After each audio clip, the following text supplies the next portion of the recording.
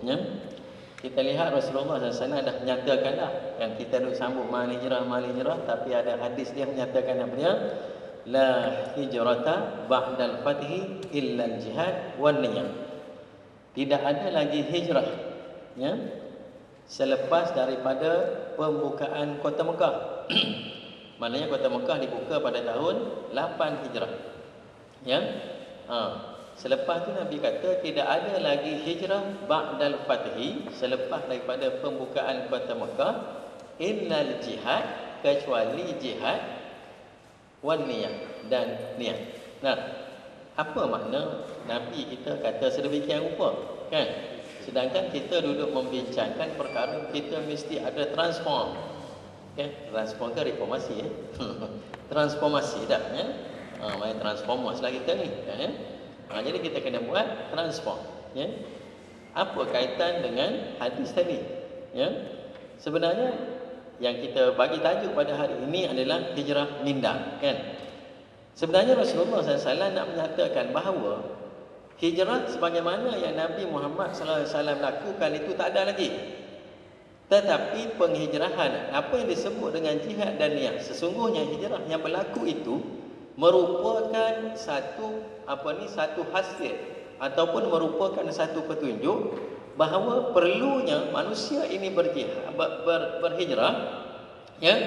Nabi dah settle belaka dah. Keperluan yang Nabi buat ini adalah Nabi settle belaka dah untuk berhijrah. Tinggal lagi sekarang ini adalah berjihad, ataupun bahasa Jawa kata apa? Striving dah. Kan dah, kita kena strive. Dan kita kena niat. Niat ini dalam bahasa kitanya dipanggil vision. Maknanya kita ini bila kita nak melakukan sesuatu yang Nabi nak berhijrah ni, kenapa ini dipanggil hijrah pindah, ya?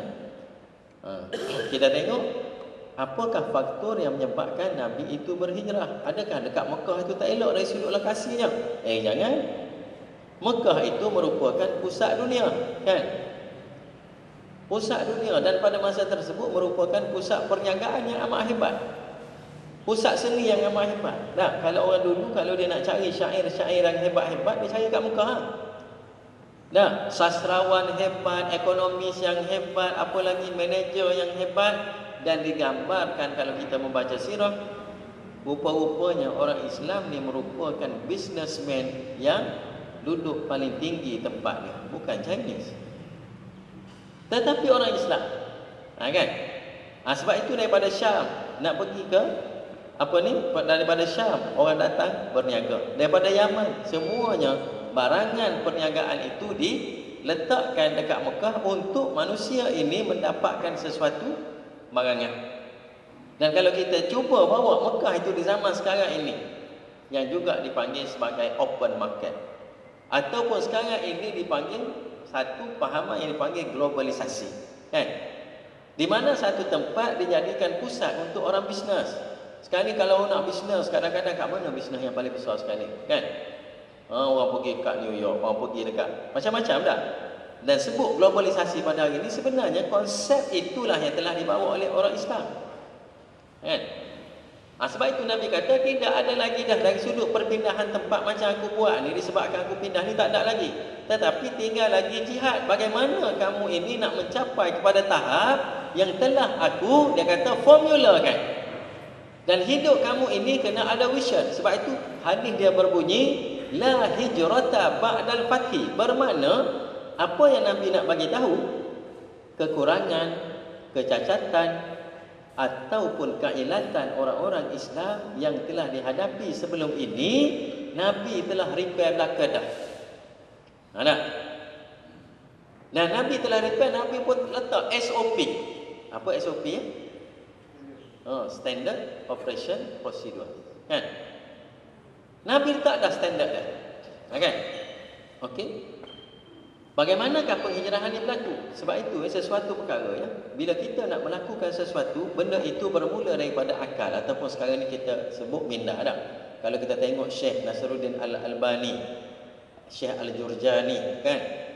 Dan kalau kita tengok banyak lagi yang mentafsirkan tentang akal. Akal ini adalah, dia kata, bila dibuat kesimpulan, akal atau minda ini bukannya otak. Otak ni benda yang nampak kan. Akal ini adalah sesuatu yang boleh mengawal ataupun menempatkan nafsu pada tempatnya. Ya, itu yang ditakrifkan. Kalau nak baca satu tak boleh dah, sebab tak cukup masa dah. Al-Jurjani dia kata apa dia, ya. Begitu juga dalam As-Suyuti, saya tak jumpa pendapat dia, ya. Ini mazhab Syafi'i kan. Okey. Kalau kita jumpa Al-Albani, dia menyatakan apa makna minda, apa makna akal. Akal itu adalah seseorang itu yang dapat mengawal jiwanya. Jurjani pula mentafsirkan jiwa ini adalah batang tubuh kita, dipanggil an-nafs, ya. Sebab itu orang yang berfikiran dengan jiwa, mereka ini tahap pemikirannya rendah. Tetapi siapa yang mendapat keputusan melalui akal, ni perbincangan ni dia kritikal sikit dah, ya. Imam Ghazali pun dia membincangkan benda ni dah. Siapa yang memikirkan dengan akal ataupun minda dia dapat mengawal nafsunya dan meletakkan nafsunya pada tempat yang selamat. Kalau kita nak buang nafsu tak boleh, kan? Kalau nak buang nafsu, maknanya kita tak datang kerja, kita tak kahwin, kita tak sayang orang, kita tak. Tetapi nafsu itu dijadikan nak cara bebas, tetapi yang mengawalnya adalah akal ataupun minda. Nah, jadi Rasulullah sallallahu alaihi wasallam dalam perkara yang diberi tajuk pada hari ini adalah hijrah minda. Sebenarnya batang tubuh Nabi Muhammad sallallahu alaihi wasallam dan Saidina Abu Bakar itu berhijrah kerana berlaku satu operasi ataupun berlaku satu, orang kata apa dia, pertentangan di dalam minda. Bila minda itu ataupun akal telah membuat keputusan, maka anggota pun akan bertindak. Ya, sebab itu orang yang melakukan kemaksiatan sesungguhnya dia tidak dapat menggunakan minda dia dengan sehat, kan? Sebab apa? Minda ini merupakan pencetus kepada gerakan-gerakan gerakan-gerakan badan kita dah. Okey.